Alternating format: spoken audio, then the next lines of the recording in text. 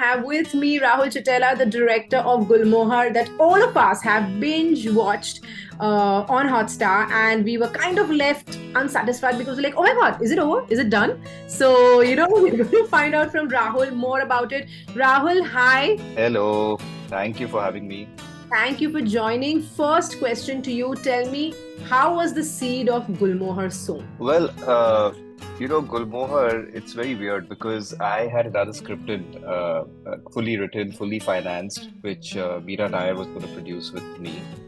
And we went out all across town, but no actor wanted to play the parts. It was a two-hero film. And this was in 2017.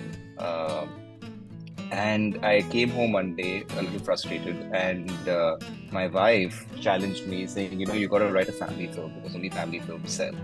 And I was like, what do you mean? And she challenged me, and I took the challenge, and I said, okay, I'm going to write a family film. It's actually that's the inception of me and my co-writer Arpita wanted to start writing a family film. But jokes apart, around that time is when I became a parent, and I wanted to explore the meaning of family at home in present times. And Arpita is someone that is very close to me. She's a close friend, close collaborator. We share the same politics, we share the same thoughts, and yet we're very different in the way we think, and that helped in complementing the process. Fantastic.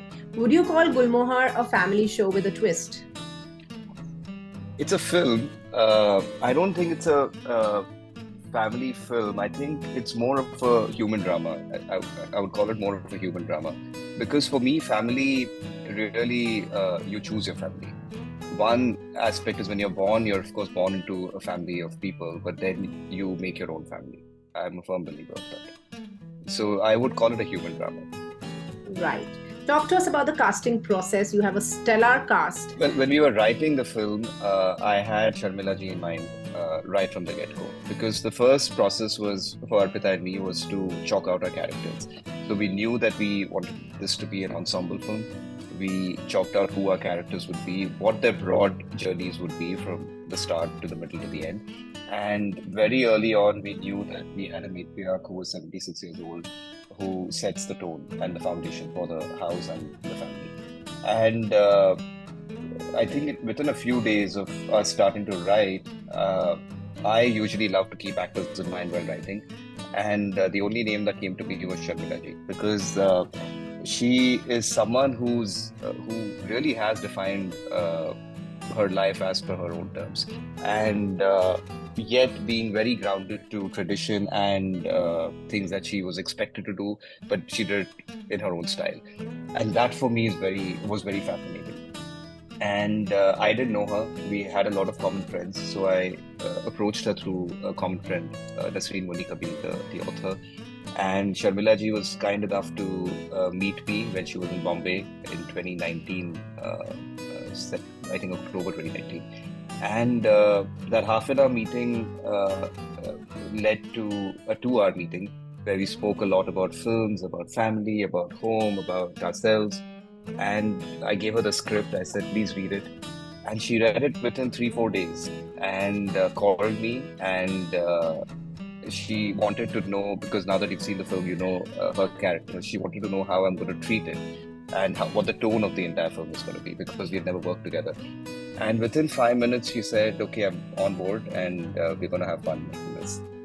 And once she was cast, I went to Manoj Bajpayee, who I had known for a long time. And we'd been wanting to work together because I just adore his filmography. And we read the script together, and within 3 hours after the script's reading, he asked me, when do you want to shoot? And I was a bit taken aback, because he was at the top of his game, he still is. And I told him, listen, you're playing the father of 3 kids, and 3 kids who are grown up and who are married.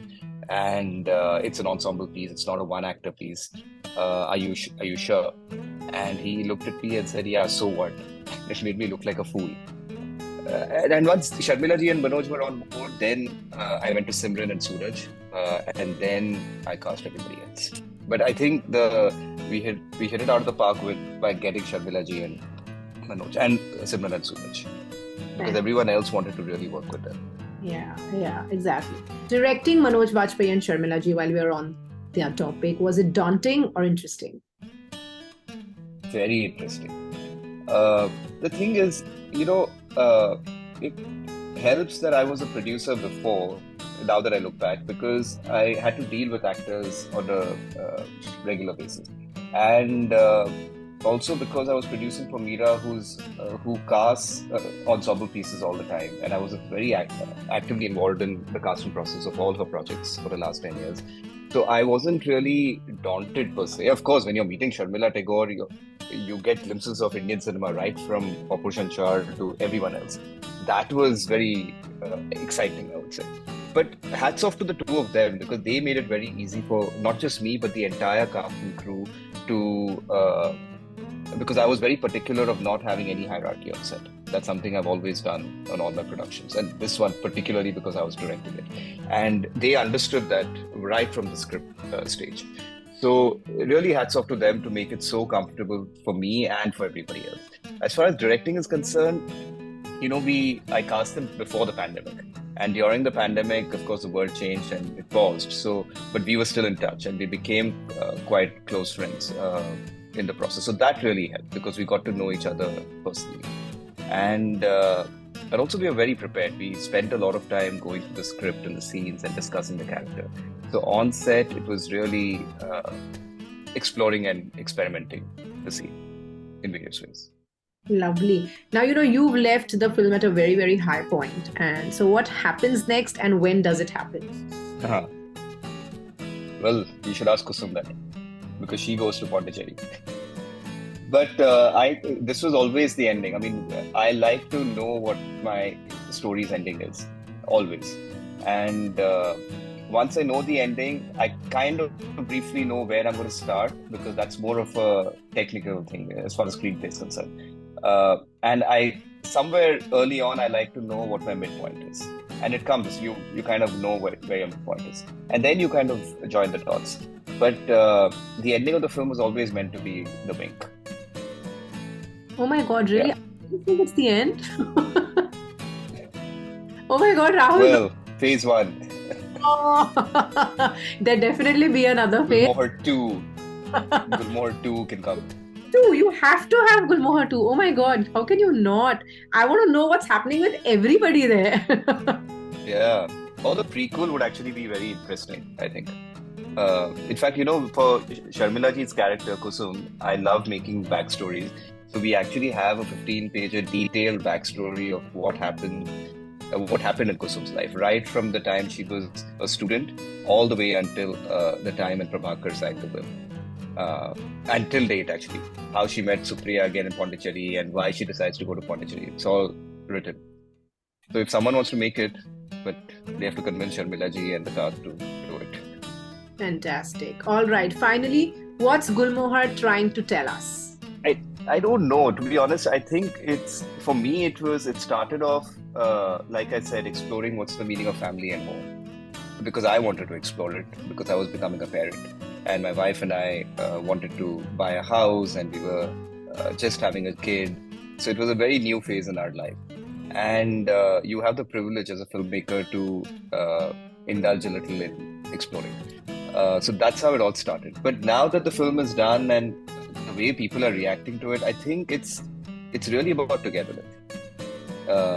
I keep saying, the world is becoming smaller because of social media and because people can afford to travel. But we're also becoming very lonely, weirdly. I mean, OTT was meant to be something where your entire family could sit together and watch something. Not everything, but something. But that's not happening. It's becoming a very solitary experience. And in such times, you need to remember that all that you have is just people.